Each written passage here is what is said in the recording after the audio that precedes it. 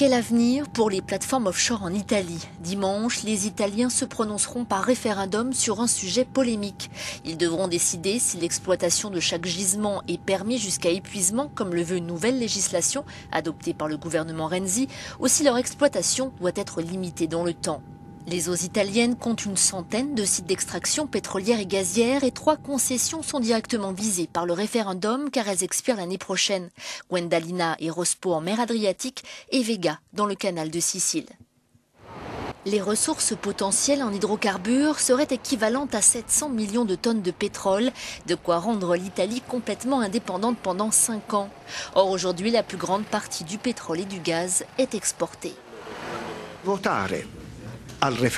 Votez à ce référendum comme vous l'entendez, dit le président de la Cour constitutionnelle. Mais je crois qu'il est important de participer au vote, car cela signifie participer à la vie civique. Le référendum est pour chacun d'entre nous, dit-il. Essere pienamente cittadini, il referendum è per lui, è per ognuno di noi.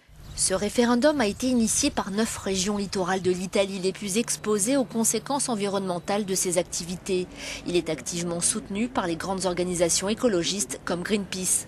Car en cas de victoire du oui, 92 sites pétroliers devront cesser leurs opérations dans quelques années.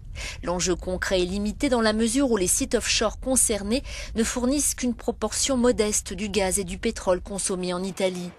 Mais ce scrutin est symbolique. C'est l'occasion pour les citoyens italiens de voter la fin anticipée d'une bonne partie de l'extraction d'hydrocarbures dans les eaux de la péninsule, d'accélérer la transition énergétique et de désavouer les relations étroites entre administration et industrie pétrolière.